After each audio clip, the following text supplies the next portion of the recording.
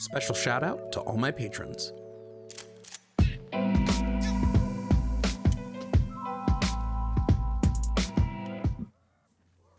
Oh, damn it. Yellow. What's up?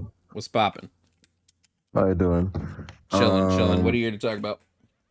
Yeah, just the LGBTQIA plus thing. So I don't know. I don't think being trans is a mental illness. I think it's just Says who? it's something else. I think. And I think it's a mental illness. That's what I wanted to say. Sorry. Yeah, based on what? Based on everything. Based on that it's not seen in nature. What does that mean? And there are animals that shift between sex and gender. So, well, not gender because they're not gender, but there are animals that shift between sex. So what do you mean it's not seen in nature? Well, trans people don't really. Well, yeah. Well, transgender is specifically something about gender, and gender only exists in humans. So where else would it appear in nature if gender is solely human based? Well, that doesn't really explain why it isn't a mental illness. That explains exactly why it is a mental illness, because it doesn't. Is sitting in a chair a mental illness? Because humans only do that. Is sitting in a chair a mental illness? Only humans sit in chairs. No, I've seen monkeys sit in chairs. Wait, monkeys didn't invent chairs. There were no chairs before we came up. Chairs is our thing. But you're talking about sitting in chairs. Sure. Are glasses a mental illness? We wear glasses. Glasses? Yeah, humans wear glasses. Wearing glasses? Yeah, is that a mental illness? That doesn't appear in nature. No. Okay, so just because things don't appear in nature then doesn't mean that they're mental illnesses. Sure. Great. So you would have to substantiate further why you believe trans people being trans is a mental illness, when the people who literally write the book on mental illnesses do not classify it as a mental illness. Well, maybe now they don't, but probably 20 years ago they never have. It has always been considered a sexual disorder, not a mental health disorder. A sexual disorder? What does that mean? What's the difference between a sexual disorder and a mental disorder? Well, one is about your brain, the other is about your body's sex. So when they call it a sexual disorder, they mean like be your body's inherent sex, not like having sex. Yeah, well, so either something is wrong with your body or with your brain, because one of them... Hey, thanks, Danny.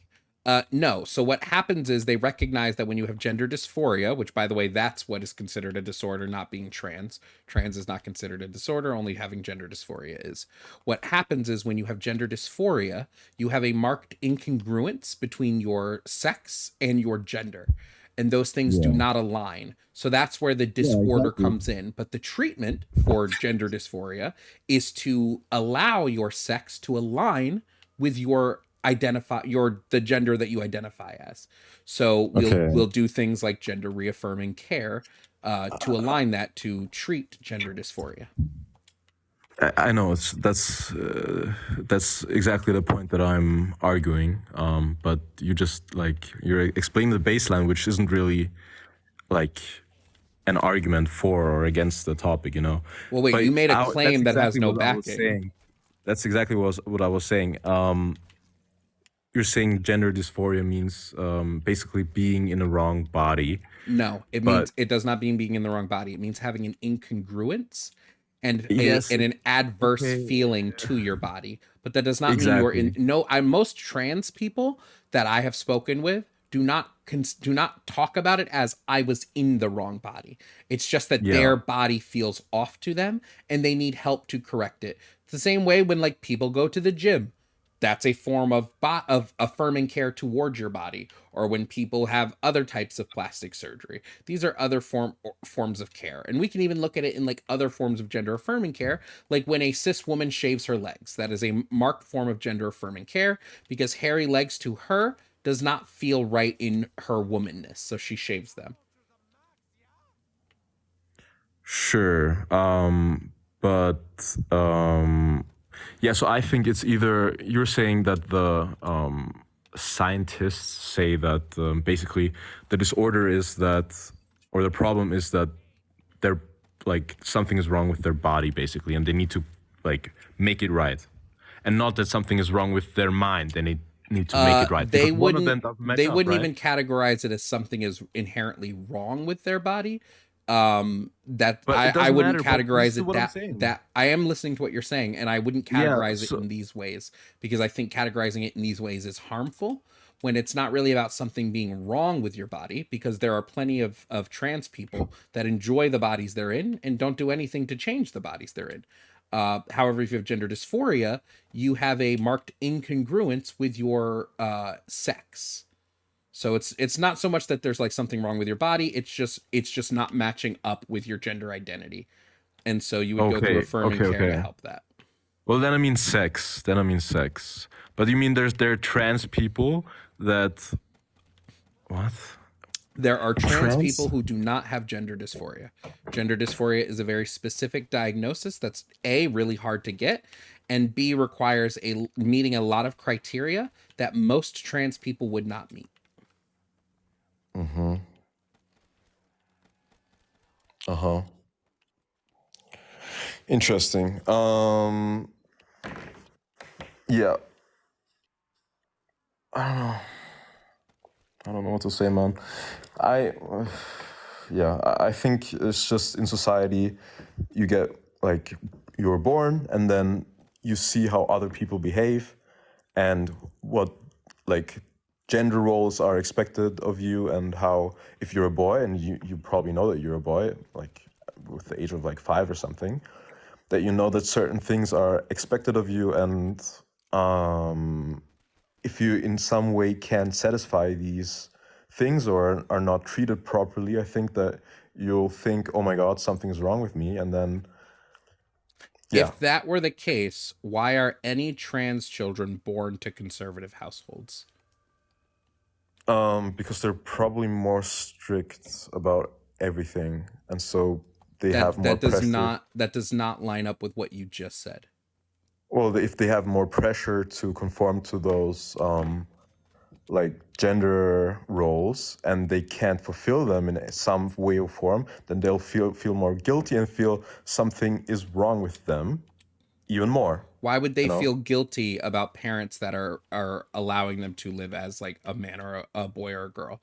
If there's an inherent feeling of guilt, would that not mean that being trans is not something that you are socialized into? Rather, it's something that it would appear you're born into. Look, the guilt comes from I was saying that if you're like you have certain gender roles to fill and certain expectations. Like if you're a boy, you're supposed to like or most boys will like be very competitive in some way or form. And if you're like in PE or something and you can't run because you I don't know, you're just physically not fit, you will not feel like you belong. You probably feel like you don't really belong or you're not really a boy or something is wrong with you because all of the yeah, all of the boys are like really like I don't know, they like to So run or something and I don't because so maybe I don't have the body for it. just to confirm, you think that if somebody has a hard time with gender roles, they will become trans? I think that they will, especially if they're little, that society punishes that, especially in like children are ruthless, and so I think maybe in the teenage years, they'll probably punish you for that in some way or form, like subtle forms. I don't know. So I think yeah, I think If it this could is the lead to that. case, if this were the But not 100 case, percent, yo. But not 100%. Maybe it'll lead more to that. Maybe that's. But if this were yeah, the okay. case in any percentage, why would we see gender incongruencies happening with children as young as 4 years old? Because why wouldn't it? Well, you said that this would start happening in like your teenage years. Well, because when I'm thinking about teenage years, that's probably where it's like really, really. Because that's when like children become to get really, really ruthless and really, I don't know, Like So the then, like bullying I starts to said, happen. why would we notice these incongruencies in children as young as 4?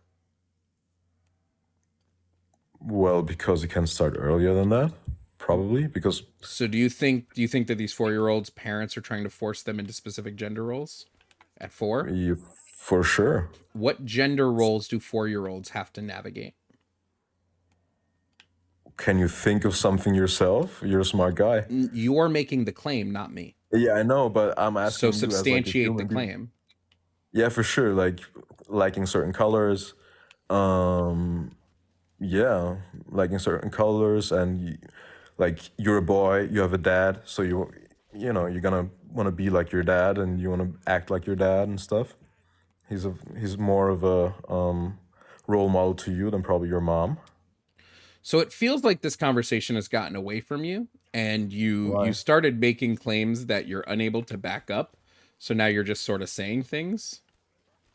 Wait. You don't think the boys look up to their dads more than to their I mom? don't think that your gender roles and whether or not you feel comfortable in said gender roles as a child makes you trans. I think that what happens is people are born, and when they are born their brains sort of develop a certain way, and that brain development kind of dictates where your gender is going to align with your sex. And for trans people, their gender does not align with the sex that they were assigned at birth.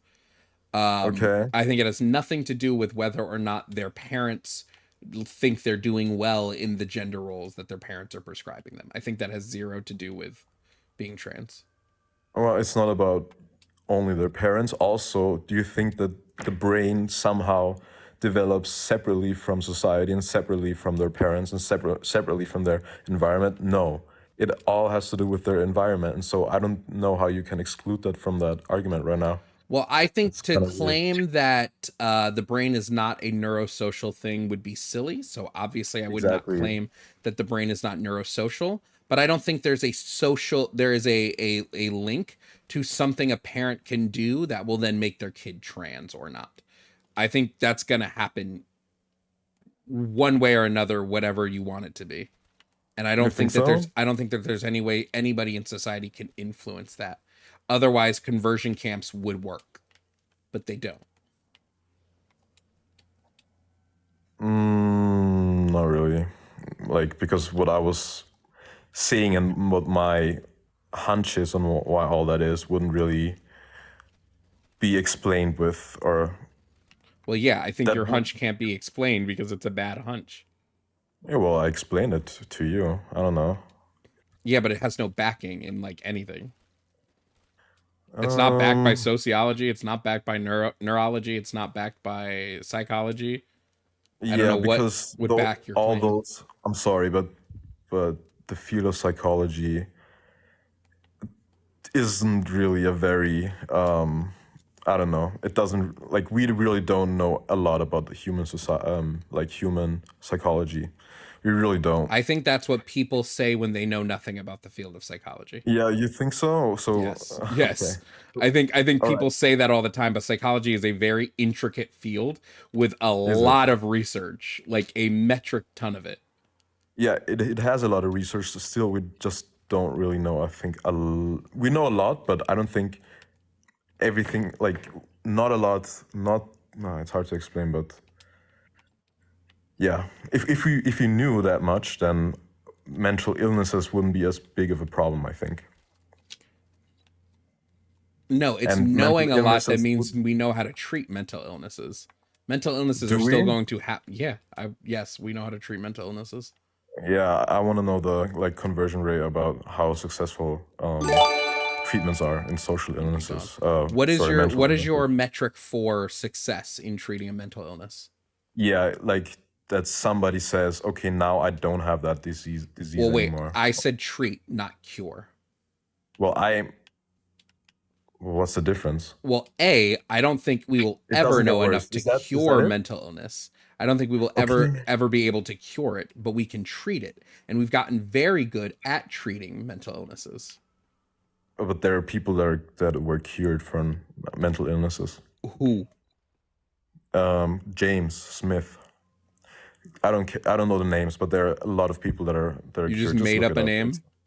Yeah, because no, you were there is no curing a mental illness.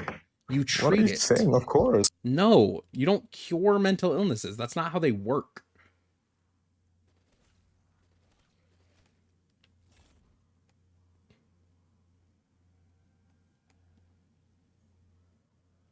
I ain't never met somebody who just makes up a name.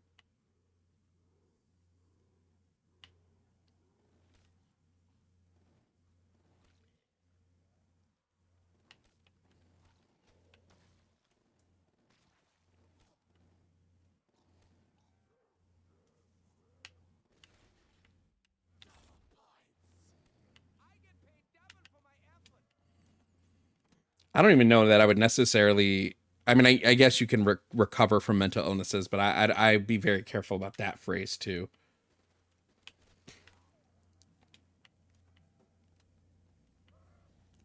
I think we should be very much on the line of like treating. Hey, Dawn, thank you for the gifted subs.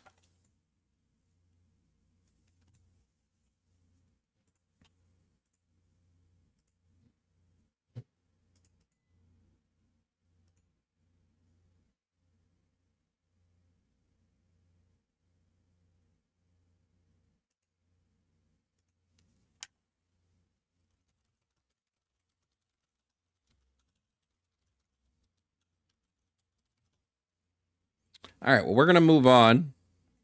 James Smith.